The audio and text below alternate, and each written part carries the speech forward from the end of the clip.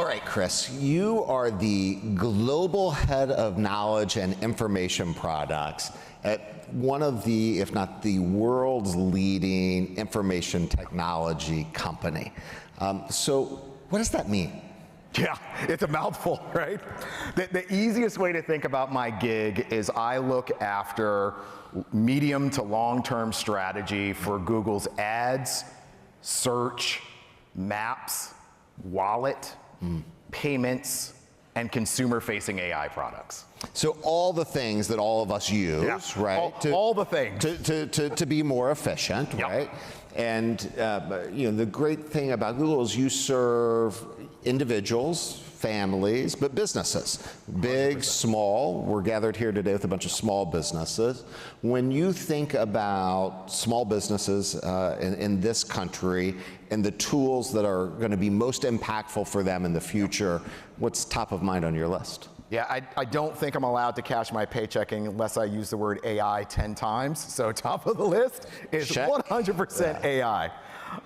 The power of AI tools to transform a small business, whether it is back of the house stuff like your marketing, advertising, payroll, or front of the house, how you are going to deliver a product or service more efficiently. Like AI is the groundbreaking tool. I don't think we've seen anything this transformative in at least 50 years for small businesses. The key is being able to use the stuff though, right? Yeah. So that's why we've partnered up, and I'm happy to announce today a $5 million grant from google.org to help train all of y'all on AI. And we hope to train 40,000 small businesses over the next 3 years together. All right, so $5 million to train 40,000 businesses. That's a big deal.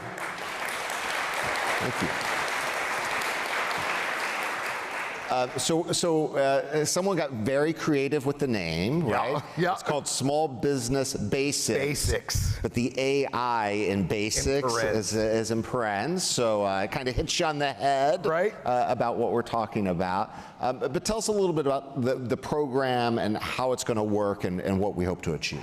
Yeah, so it's going to be a combination of in-person and online training and skilling that's going to be delivered by Neil and the Chamber, along with local chambers. So you'll have access at multiple levels and through multiple ways. I think you saw some of this yesterday, my understanding.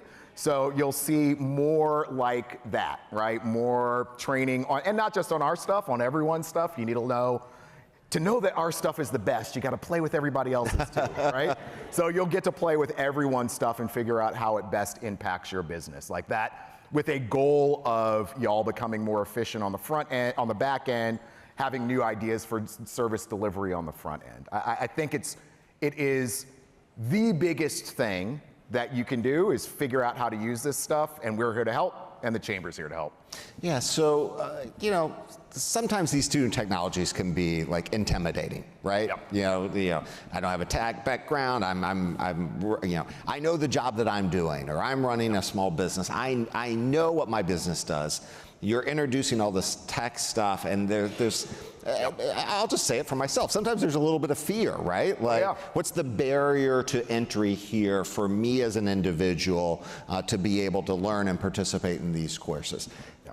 Is tech background required here? Are there barriers to entry? Like, do I have to go to get 101 before I can come to your master class? How's this work? Yeah, no, there are no barriers to entry.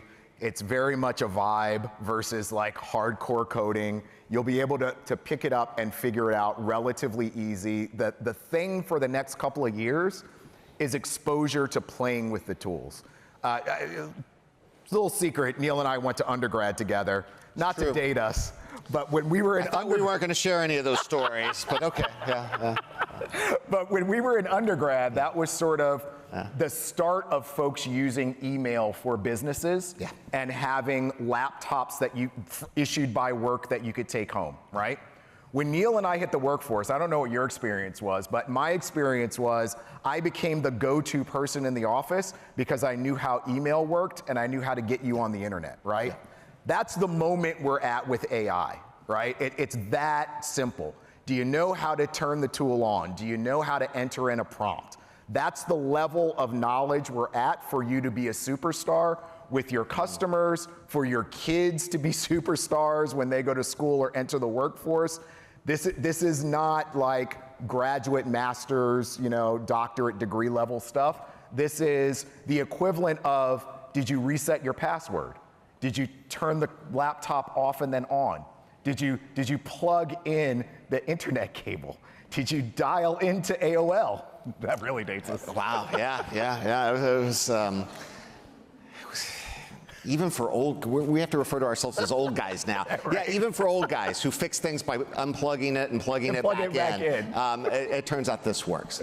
Yep. So, okay, we're talking about a program that's free. That's flexible. You talked about how people can access it and deliver it. The idea is it's supposed to be fast, right? That I can pick up skills quickly.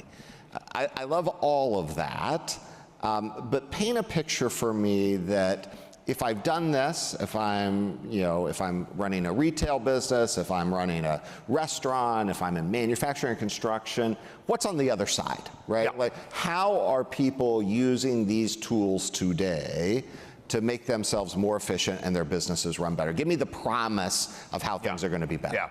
Well, I think one of the promises, I heard a story from one of y'all in the room. It's entering in your business model and saying, how else can I make money? What are the things I'm not thinking about?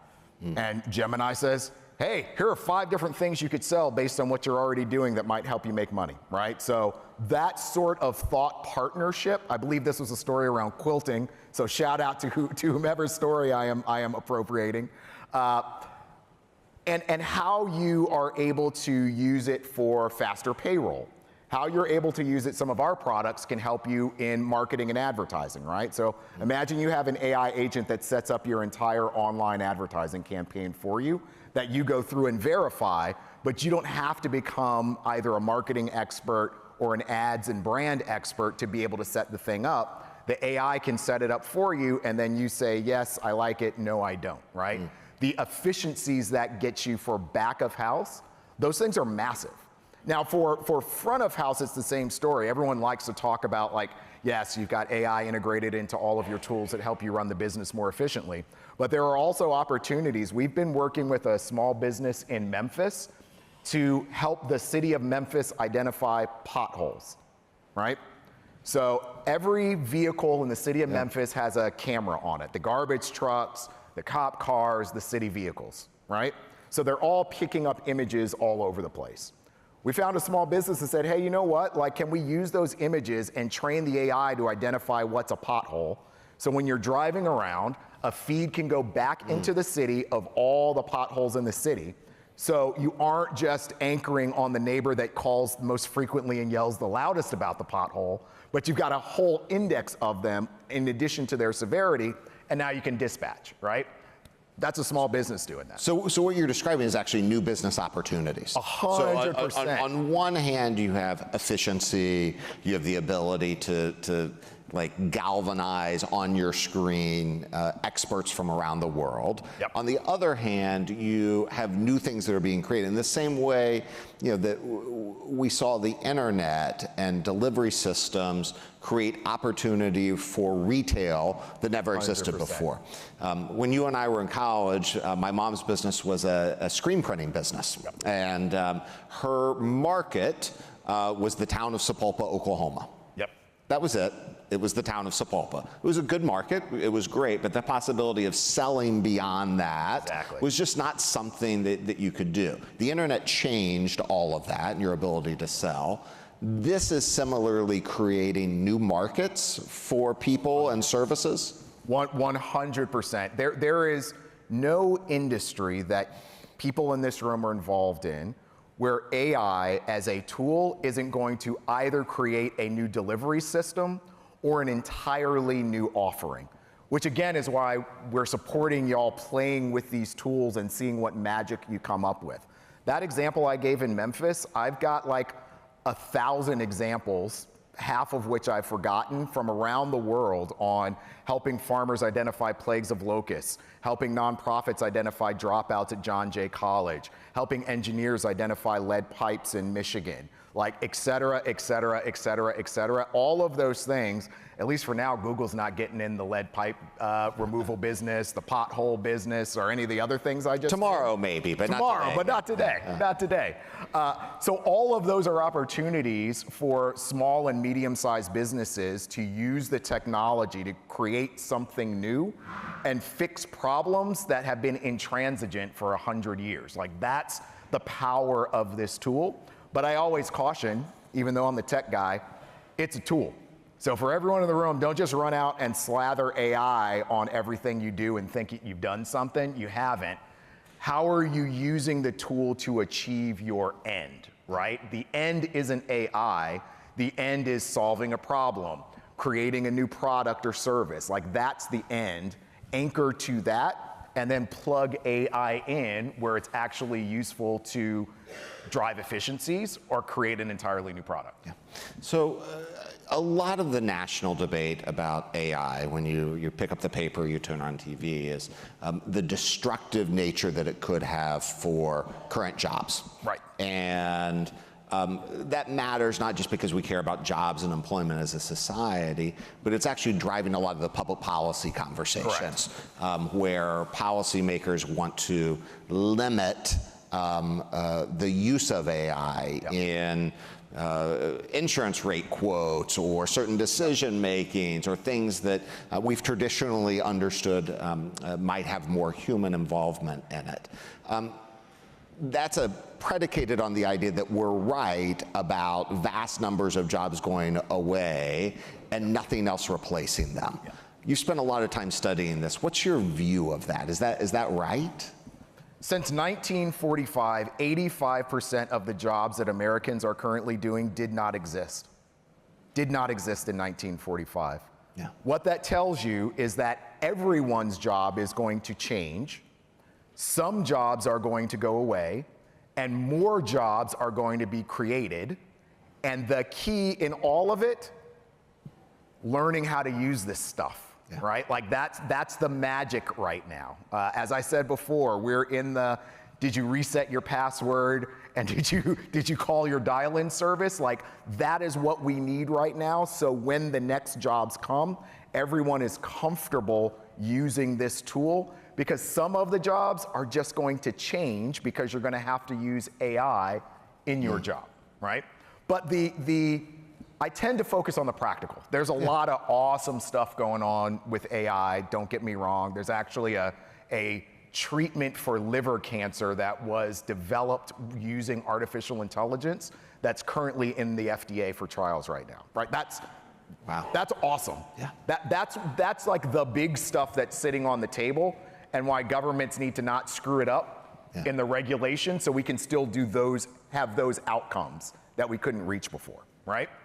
But it's the practical stuff too, right? Like, today you can fix potholes faster. Yeah. You can help kids stay in school by identifying folks that are going to drop out early. You can help flag plagues of locusts. You can help identify wildfires that are smaller than the size of this room when they start and predict which way they're going to spread. You can identify whether a river is going to flood or not a week in advance and have people evacuate. Like, that's the magic that you want. Those are the outcomes that you want from this tool. The outcomes that you don't want from this tool are also kind of practical and equally predictable. You don't want people using this to scam folks. Sure. You don't want bad foreign actors using this to attack countries or citizens, right? There's a whole list of bad stuff that we already have laws for. Mm-hmm. And that AI can help us also prevent. And that AI, and that's the other trade-off, right? Like, if you start blocking off AI's usage, are you locking yourself into a status quo where you could have made the status quo better because you used AI to prevent all the stuff that you're worried about, right? That's where we're at. I want to get back in the moment that we have, like the practical, because I love your focus on the practicality. If I'm a small business owner today, is it right that the greater risk is obsolescence for my business because I didn't figure out how to use AI, or disruption from the AI itself? Your greatest risk is your competitor figuring out how to use this stuff faster than you. That is where your disruption is right now, right? And the risk comes twofold. One, you slather AI, think you did something, but didn't do it against what your actual outcomes are. Or two, you're so afraid of it you don't use it, and your next 3 competitors do, and they figure out the thing that you missed. That's your immediate risk. And that's how this program, Small Business Basics AI, is going to empower small businesses to avoid that risk, to capitalize on the opportunity. I know we have information at your tables. Here's the thing, it's a free program thanks to the generosity of Google. It's free for you.